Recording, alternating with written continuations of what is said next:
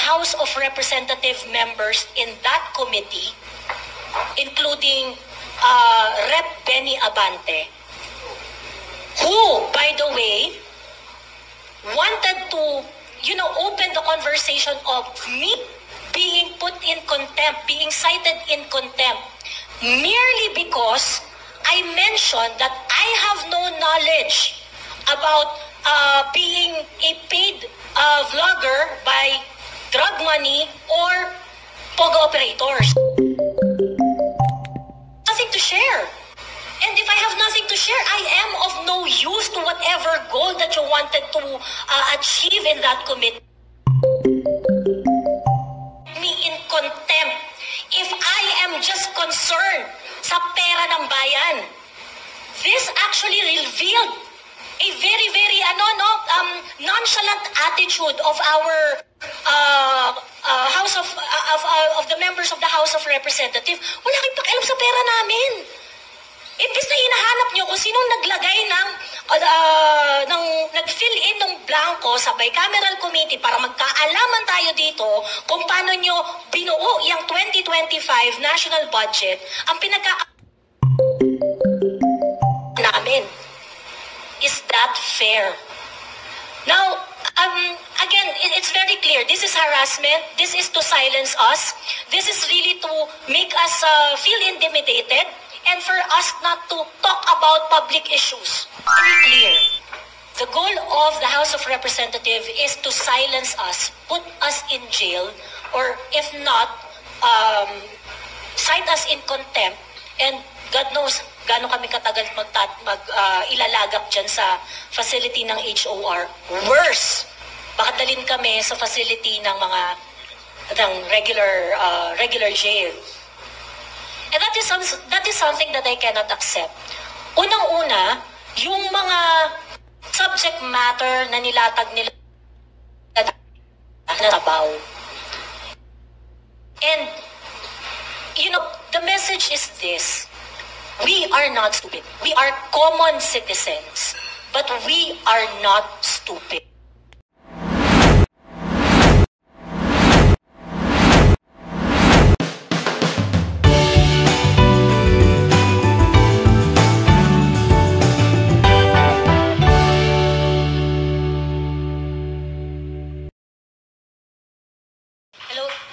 Hello everyone, good afternoon. My name is Joey Cruz, also known as Joie de Vive. Yeah, French name. Ayan. There are several revelations today, and it confirms our hunches that the goal of the House of Representatives, the joint committee that handled the committee hearing, calling us to appear, to share our knowledge on matters that were raised by Rep. Barbers last December 4 and December 16. Saying that there are makapili vloggers, narco vloggers, and vloggers being paid by POGO operators.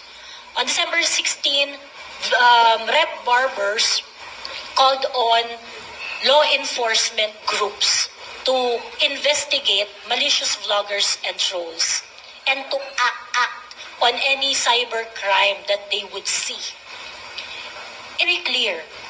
The goal of the House of Representatives is to silence us, put us in jail, or if not, cite us in contempt, and God knows gaano kami katagal ilalagak dyan sa facility ng HOR.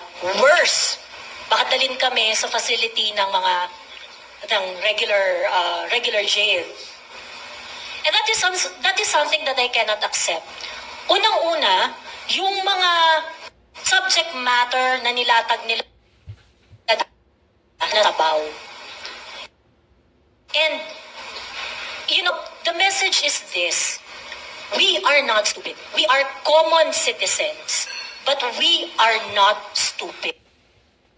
Many things that were revealed today, how power tripper the House of Representative members in that committee including Rep. Benny Abante, who, by the way, wanted to, open the conversation of me being put in contempt, being cited in contempt, merely because I mentioned that I have no knowledge about being a paid vlogger by drug money or POGO operators. Nothing to share. And if I have nothing to share, I am of no use to whatever goal that you wanted to achieve in that committee.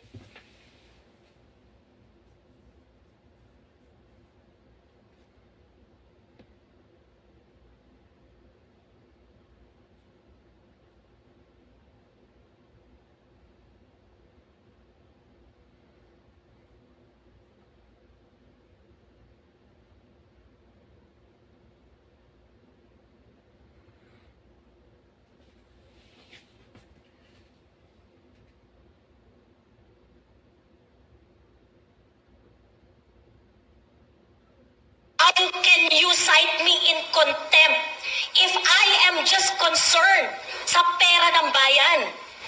This actually revealed a very, very nonchalant attitude of our of the members of the House of Representatives. Wala kayong pakialam sa pera namin. Imbis na hinahanap nyo kung sinong naglagay nag-fill in ng blanco sa bicameral committee para magkaalaman tayo dito kung paano nyo binuo yung 2025 national budget, ang namin. Is that fair?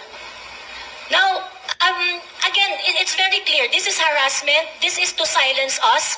This is really to make us feel intimidated and for us not to talk about public issues. And it can't happen. As a private citizen, ang bala na lang natin, boses natin. And they want that taken away from us, from me. Of course, you have all the resources. What do I have? Me and my mother. And you're going to use your privileges in the House of Representatives para takot-takutin ang taong kagaya ko? Now, ordinarily, I know that, it's easier to fold. It's easier to choose that route. But we realize, yung mga taong kasama ko dito, we realize that if we are going to fold, they are going to do what they are doing to everyone. Why? Because they have done this to retired generals, to men in uniform in active service, to the Vice President of the Philippines, to us vloggers, and they are not going to stop unless we stand up and confront this in the proper forum. So that is why we decided to bring this in a place where there is a level playing field. Doon tayo sa pantay ang laban. Hindi yung duduru-duruin nyo kami dyan, gagamitin nyo yung privilege ninyo, aabusuhin ninyo, gamit ang pera ng bayan kung saan kami rin ang nagpapasweldo sa inyo. It can't continue like this. Hindi po pwedeng ganun. Someone has to say something. And we were put in an opportunity to react.